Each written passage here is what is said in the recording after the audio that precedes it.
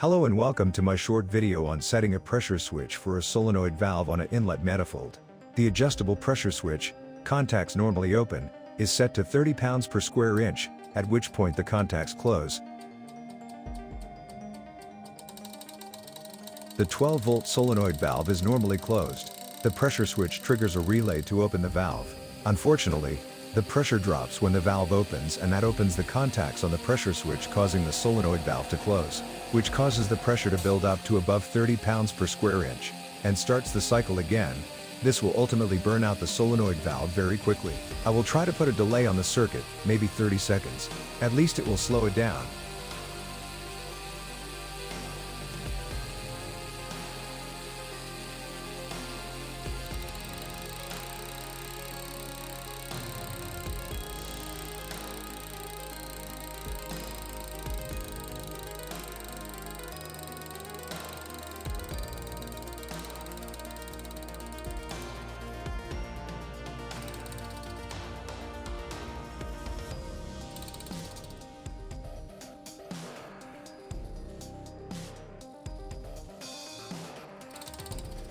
The relative positions of the components that I am using is shown in the schematic diagram.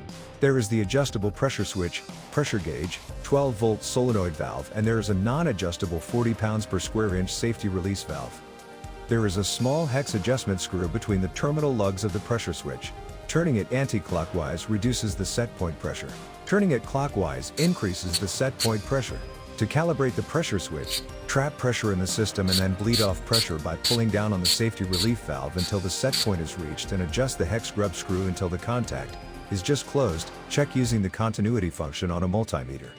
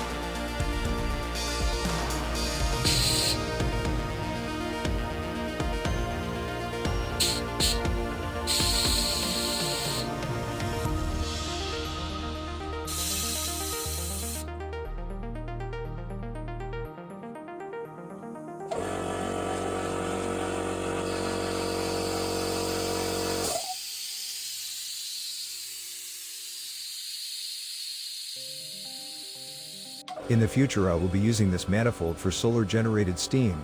The solenoid valve and pressure gauge will enable me to see how fast pressure is increasing, if at all. If it doesn't work, I want to know how badly it doesn't work. The 40 pounds per square inch safety release valve is to save the boiler, primary heat exchanger, from an energetic disassembly, if steam is being created faster than it can go through the turbine. In this case, I will use a bigger nozzle in the turbine and try again. Also, I will have to make a cup to collect water from the safety valve and have that drained back to the reservoir tank. It should be a closed loop system to avoid having to top up fluids constantly.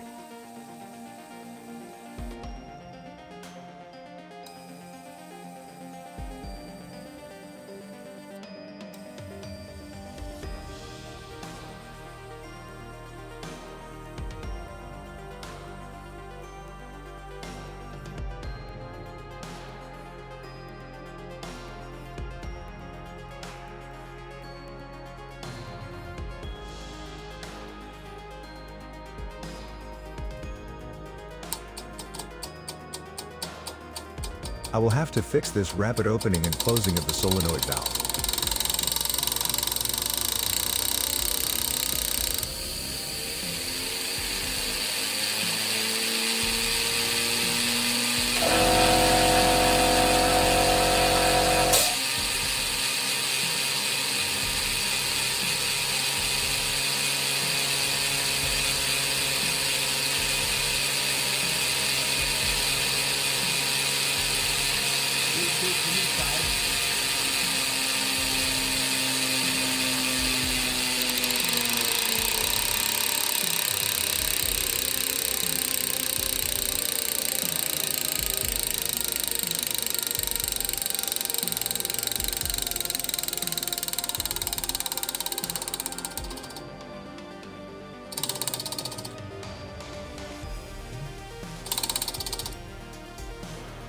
Thanks for watching, and if you made it this far, you should smash the like button and subscribe to the channel.